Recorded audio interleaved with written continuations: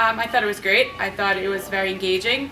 Time seemed by very quickly during the entire thing, so it was very, you know, good pacing, everything. I enjoyed the activities of getting up and being involved in the PD.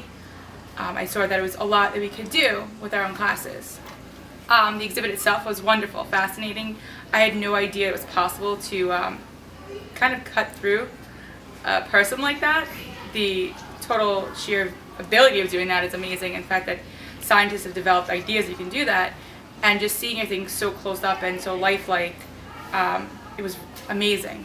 I teach basically history as well as reading, so I can definitely utilize it in the history of the human body, the history of how we've changed through time.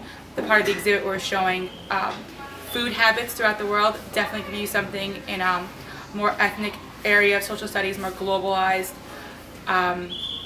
and definitely just the idea of hands-on seeing for our students would be amazing. I thought the workshop was great. I really liked the hands-on activities. There was a lot of good strategies like the think, pair, share, and the visual questioning. I thought that was really good, and especially teaching special ed, giving them a lot of hands-on things to do is always a great idea. I teach science, mostly living environment, and I think this would be great when we talk about different body systems. You could talk about the muscular system, the skeletal system, and they'll be able to actually see it. And in the exhibit, it shows a kind of those systems at work. So I think that's great. The cardiovascular system, talking about how different things affect the body, like smoking, how does that affect the lungs. You talk about the reproductive system. I know in the exhibit there were brain sections that showed tumors and stomach sections that showed ulcers. So I think those would be really good to talk about with problems with the body system and trying to maintain homeostasis.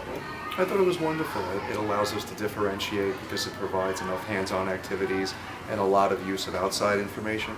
It also blends it with new information. So I thought it was interesting, and it keeps them interested, them being the students. It keeps the students interested. It was incredibly interesting to see how the human body functions under multiple systems. And I thought it was very interesting to see how the body evolves over stages. It was especially helpful as a teacher to see how we can emphasize healthy living and the consequences of an unhealthy lifestyle. I think that would also attract the students' attention.